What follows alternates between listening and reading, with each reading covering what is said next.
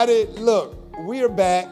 I'm here with my friend, my brother in Christ, my brother from another mother. Praise the Lord. Jesus Christ, our Savior. Look, we serve the King, and I enjoy camaraderie with him. We share a lot. We have some awesome conversations and discussions apart from even man to man. But today, we're going to get into some issues regarding your health. You know, Bishop is big on literacy, spiritual literacy, financial literacy, mental, psychological literacy, physical literacy. Today we're talking about health literacy along with exercise by none other than yours truly, my good friend, my honorable brother, Ken Lynch of Gold's Gym in Evans, Georgia. Hey, brother, God bless you, man. It's good to see you again. It's good to see you. And so today, Ken and I are going to be talking about some things regarding health and some of the features that we've encountered here. Most recently, I've been tested. I finally got a chance to get in and do the test that he's been report encouraging. cards out. My report card's out. And we're going to use that to kind of talk some about why it's important for us to do it and how the test helps us to better examine our interior in a way that we know how to avoid some health issues, some health calamities from a future perspective. So again, today, Ken Lynch. Ken, good to see you, sir. Would you just tell us a little bit about what you got going on at the gym and maybe you got some new changes regarding advertising? Again, just right now our big promotion is $1 to enroll. $1 to enroll. It's usually $99 to enroll, so it's just $1. And then in 7 days, you can have your first monthly payment, so it gives you a chance to have a good chances to check out the club, and obviously want everyone to get a free workout in. Okay. So please come in, and we just can help you identify and help you get the outcomes or the desired targets that you want to do this year. But yeah, it's just it's $30 biweekly. Okay. Is what our normal costs are, and for a family, it's $50 biweekly. So. Okay, so $1 a day. It's $1 to enroll. Yeah, and then 7 days you'll have your first monthly payment come out. All right. Which is $30 biweekly or $50 biweekly for a family. So what if someone chooses after they pay the $1 to enroll? Yeah.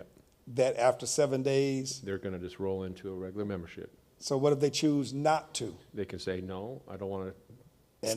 And that's as far as it goes. We can cancel it. Yeah. Okay. All right. So you heard it.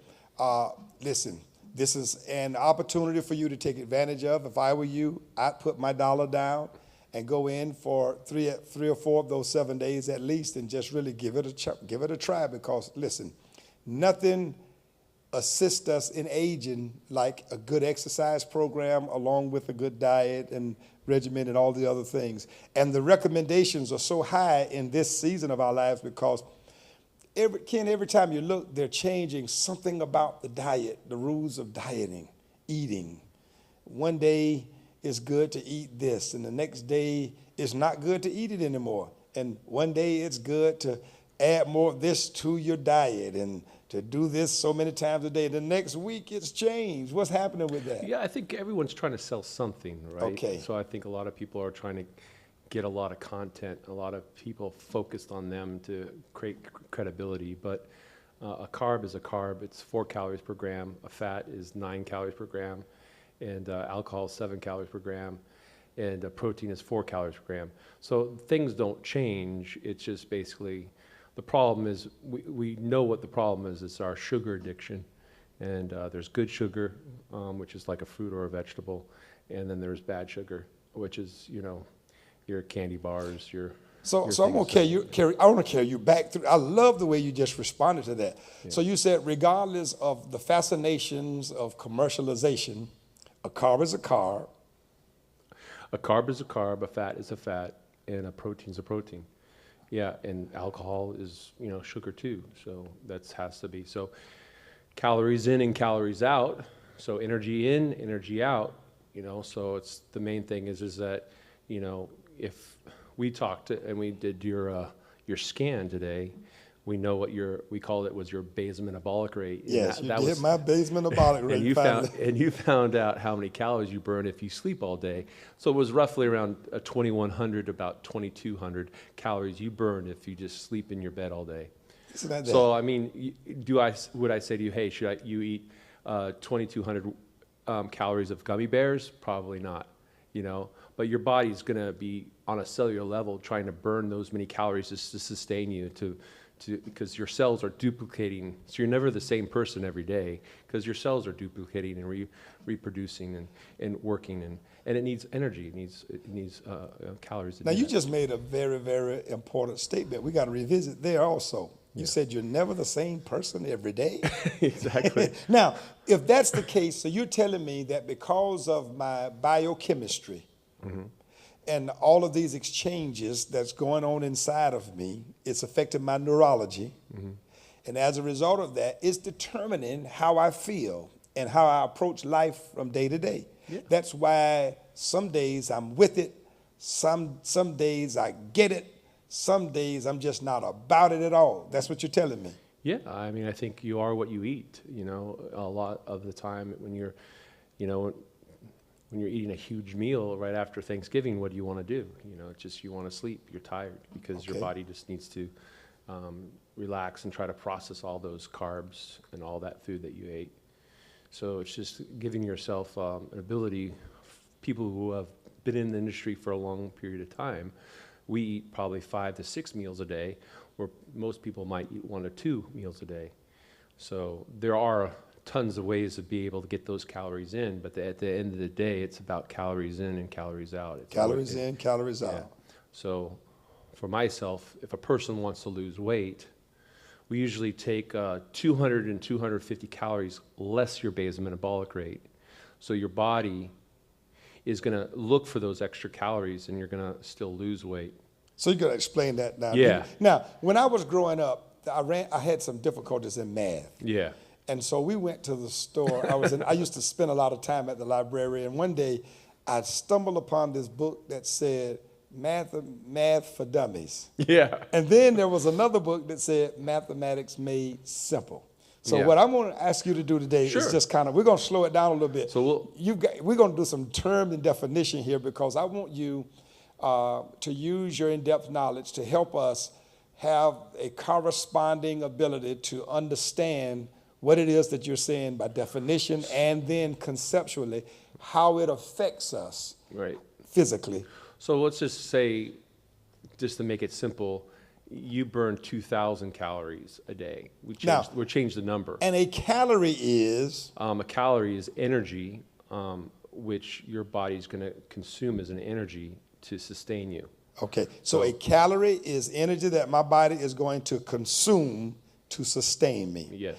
And I burn so many calories a day. Yeah. Okay. And we'll just say for you, the dummy situation is you burn 2,000 calories a day. Okay. So if we feed you only 1,800 calories, so there's 200 calories less your basal metabolic rate, your body's going to go inside your body and try to find those extra 200 calories to sustain you. Okay. So it's going to go in your body and use that as fat. Okay. So it's going to go towards that stored energy inside you as fat. So if it doesn't find. So if you come in and you overeat 200 calories, so now you're 2,200 calories, and you don't do anything, you're going to gain weight. Fat weight. Fat weight. Yeah. Okay. So we always want to make sure that you're at a deficit. All right. Every day. So that's why we have you come in and do your exercise program, because we're always going to make sure that you're at a deficit. Okay. So if a person comes in and they burn, your goal is to lose weight, and then all of a sudden you come into the gym and you do your bicycle like you do, and you do all your weights, you might be burning 600 to 800 calories in your workout program. Okay. You already burned 2,000 calories just living life and sleeping. And now you added another 800 more calories that you're burning. So we need to make sure that we help you feed yourself more than just 2,000 calories. Can you explain to me hard. why I'm burning more calories asleep than I am exercising? Well, because there's so much things that your body's doing to sustain you, to keep you moving and grooving and duplicating. While I'm asleep? Yeah, you got skin cells, and you got in your cells, you have these little things called the mitochondria of the cell, which is the power block of the cell. The mitochondria of the cell. Is actually like the power plant of the cell. Okay. And in those cells, it's looking for sugar to sustain that power. Cells are looking for sugar to sustain that power. Okay. Yeah. So then your mitochondria are going to use that sugar molecules or that sugar that's produced to sustain itself, to live. Okay. So it's every little cell has a little factory in it. So it duplicates all the time. Every cell has a little factory in it that duplicates all the time. So it's All right.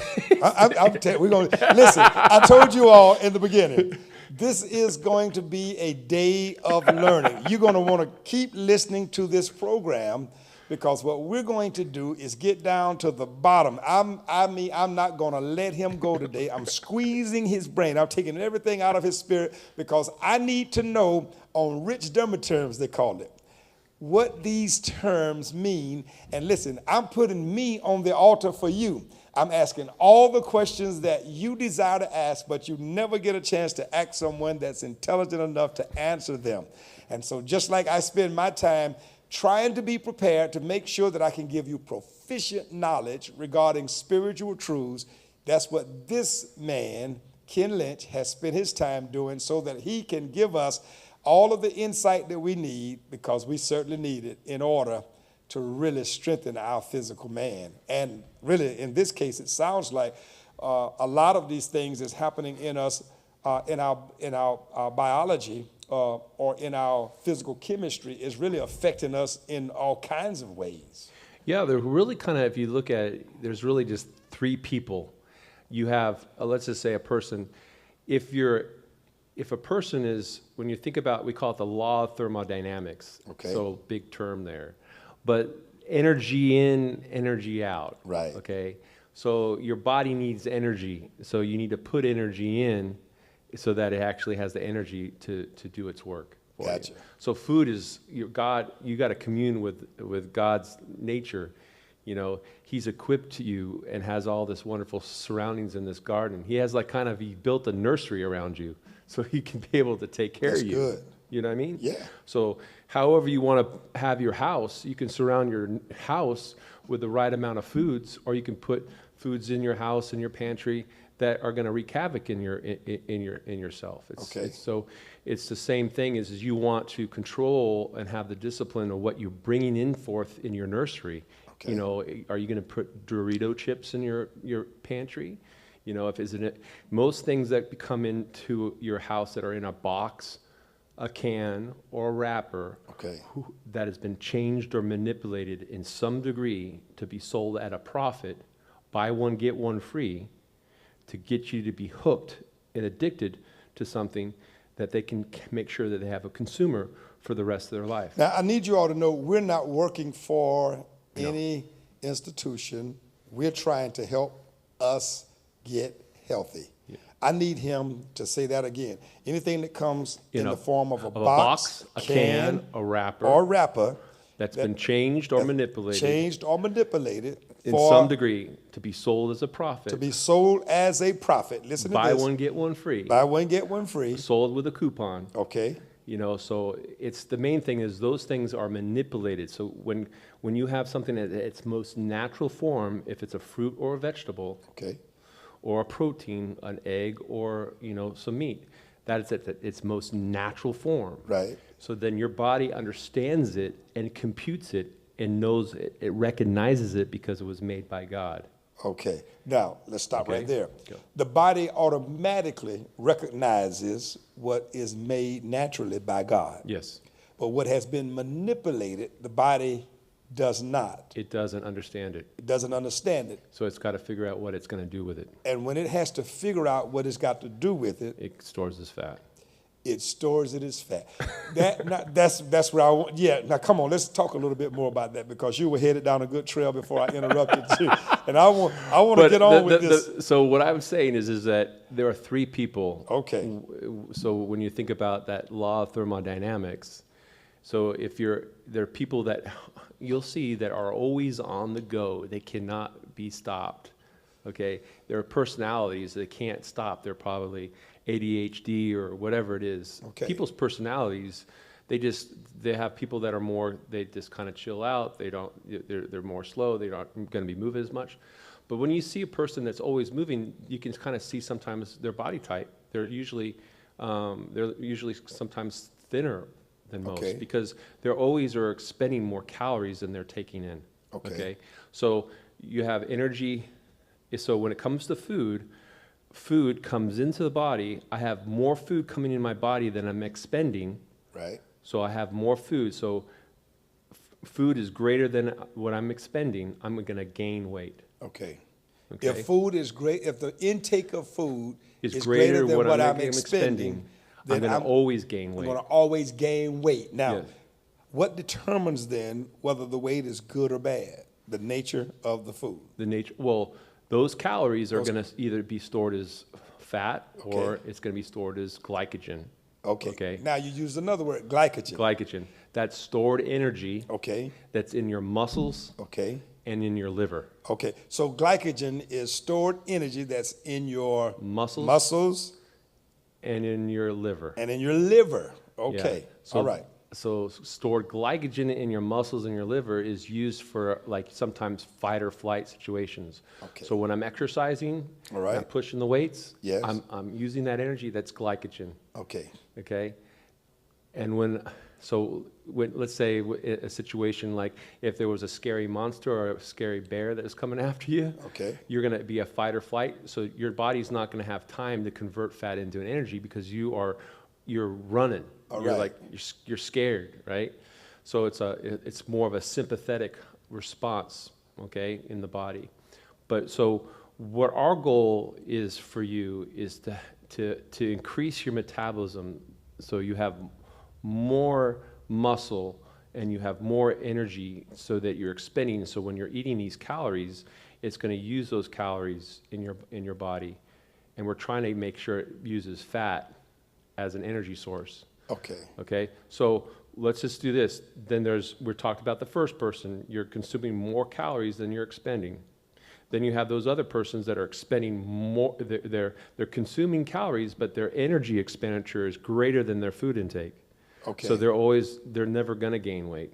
So the person who is expending more calories than the one that's consuming, the one that's okay, they're not going to gain weight. Okay. Then you have you used the word metabolism. That's a metabolism. That's because they have. Well, they have a high metabolism. They have a lot of muscle mass. Okay. Or they're always on the go and they can't be stopped. Okay. They're always going to be burning more calories than they're taking in. Then you have a person who's taking in a certain amount of calories. Okay. And they're burning a certain amount of calories, but it matches the same. Okay. So they stay the same. Okay. They never gain weight. All right. And they never lose weight. They just stay the same. So let's do that one more time. That person who never gains or never loses but stays the same is because they're consuming the same amount of calories, all right, as they're expending. Okay. So it's an even match. Okay. So we're either taking way too much calories and we're not expending at all. Okay. Or we're taking in all the same amount of calories, so the same calories matches your same energy. Okay. So you stay the same. Or I'm taking in less calories than I'm expending. So I'm expending more calories. I can consume a ton of calories, and I can expend a lot of effort. Okay. So I'll never gain weight because I'm expending all these calories. Okay. So it's kind of like this one of those things which you have antimatter and you have matter. Okay. Right now in this universe we have more matter than antimatter. So matter actually won against antimatter, but we know that antimatter is out there. Mm-hmm. So we're trying to, when we're trying to build a person's metabolism, we're trying to always make sure that their energy expenditure is always greater than their food intake. Okay. But if there's no food coming in, and then you're feeling like you're in a desert preparing to die, you're always working out, right? Okay. And then you don't consume enough calories, then your body is going to feel like it's in a desert preparing to die. Okay. And it's going to store fat, use muscle as an energy source. So you still need to consume calories because food is something you have to consume on a daily basis. So Ken, just a little stray, we're going to journey off for just a moment. Now, since we're talking about food and intake, you've suggested in times past that we need to eat more to the tune of like 6 small meals a day, something like that. Where did we get the standard breakfast, lunch, dinner, and supper? Yeah. I mean, how does that factor into that? Well, I mean, again, I think in the when it was really the old days, they would have a huge breakfast in the morning. Yeah. Because they would have to have this huge breakfast in the morning because they're going to be out in the field and working all day. Okay. And they needed those extra calories. But we're not that type of people. We're not that type of people anymore. Yeah. So you're saying then, now that we've become a more literate people, we understand, relative to the age that we now live in, that there are demands that we need to meet if we're going to be healthier, longer, right? Most definitely. So when you talk in terms of metabolism, how does metabolism factor into one's health as a vibrant part of eating? Okay, well, let's think of metabolism as a fire. Okay. Okay, an all-consuming fire, just a fire.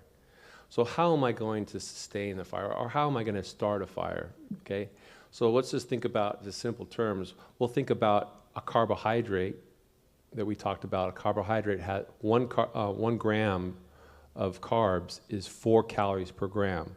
Okay, 1 gram of carbohydrates. Okay. Equals 4 calories. Equals 4 calories. Yeah. So now let's stay right there. Now, what is a carbohydrate?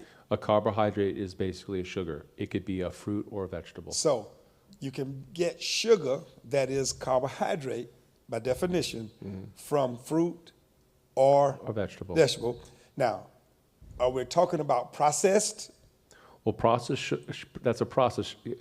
Process is a whole different thing. Okay. Yeah. So you still want us to stay away from the boxed, canned, packaged, manipulated. Yeah.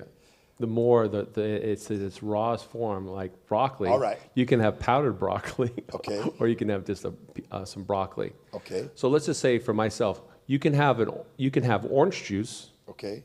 Or you can have an orange.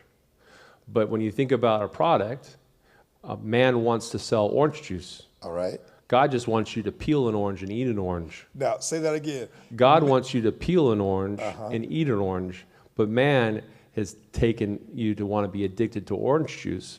So you're not just eating 1 orange, now you're having 4 to 5 oranges. So now you're bothering me with that word addicted. Because now I think what you're suggesting to us, and I think you all are hearing the same thing, he's suggesting to us, if you're hearing it like me, that when things are processed for commercialization, they usually have the stigma of... Sure. Well, remember, the most addictive drug in the world is sugar. Okay. Now, I want you there because I think years ago in my studies, it was determined that sugar has been the #1 cancer-causing agent because of all time. Yeah, because cancer thrives on sugar. Cancer, I want you all to hear this.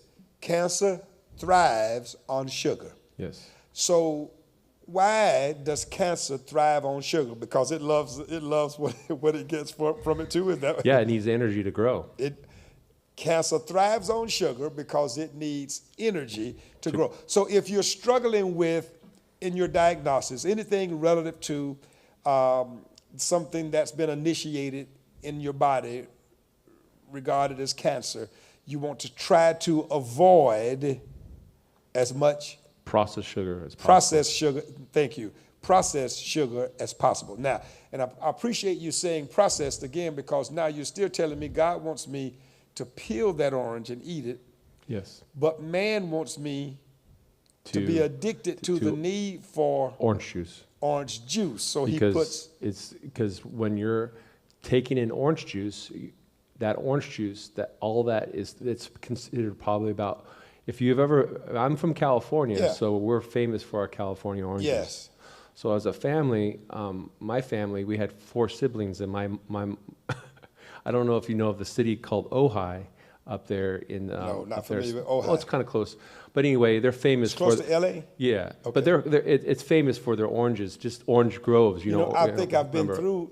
Go ahead. Yes. And but we used to go up there because my grandmother and my grandparents lived there, so we'd get these gigantic bags of oranges from Ojai.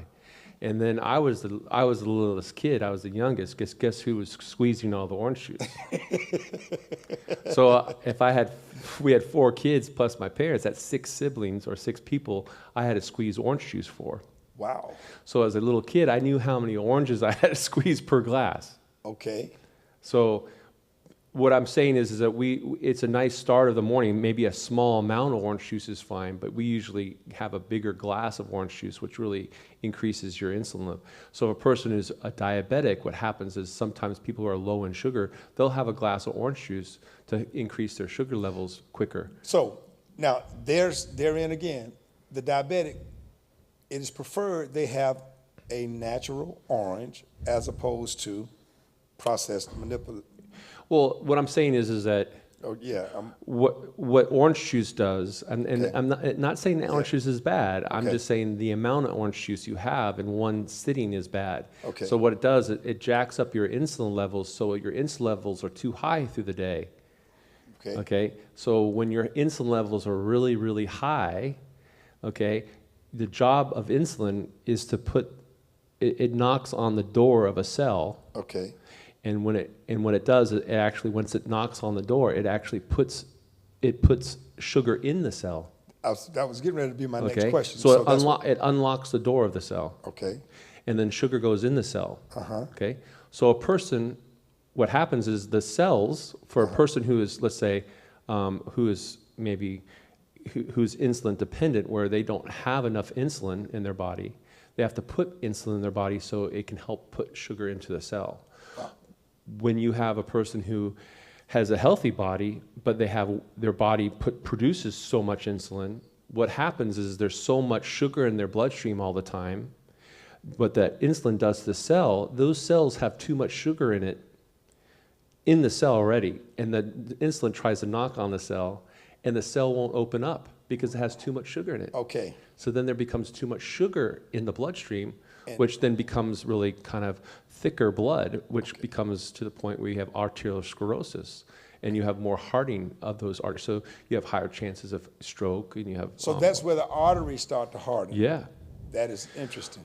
So that's why it's so important for us is to get you to exercise, so we're burning that extra sugar in your in your bloodstream. Okay. Because let's just say, typically, how we're marketed, as I was a young kid, there are certain cereals that I really enjoyed. Let's say Honey Nut Cheerios or Frosted Flakes or whatever it might be. Count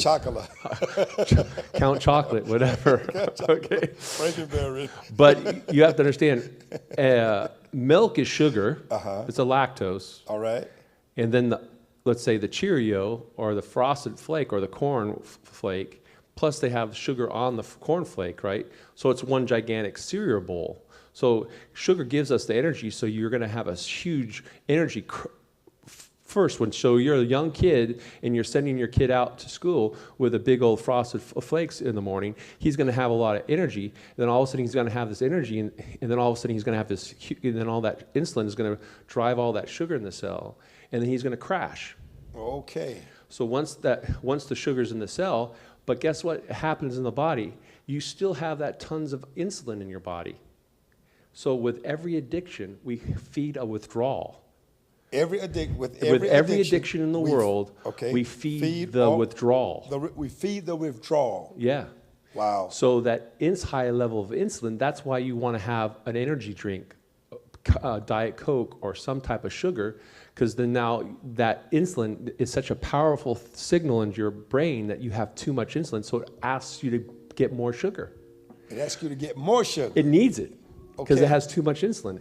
You made the wrong choice of going to put a really high processed food, and then they know that this person, if I can get their insulin levels really high through the day, they're going to go through the whole entire day wanting those bad carbs because there's too much insulin in your blood. And the more they want those bad carbs, The more their insulin levels go up. and the more the insulin level goes up, And then your body doesn't use fat as the energy source, it uses muscle as an energy source.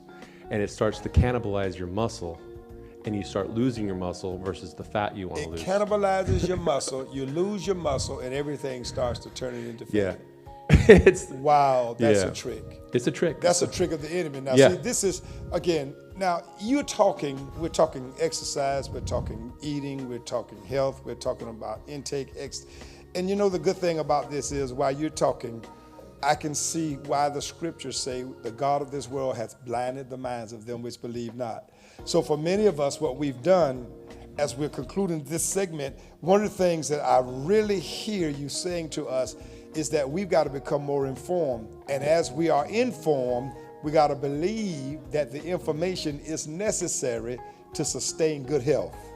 Yes. Not just to hear it, but to appropriate it, to act on it. And apply it. And take apply. action, yeah. Take action. So it is necessary. Listen, I guess you all can see why we're at it again. I'm not going to let Ken go until he helps us grow. It is our time to know which way to go regarding these issues. And I'm so grateful. We'll be back in a few minutes. None other than my friend, the Honorable Ken Lynch from Gold's Gym. Be back in just a moment. Praise God. Amen.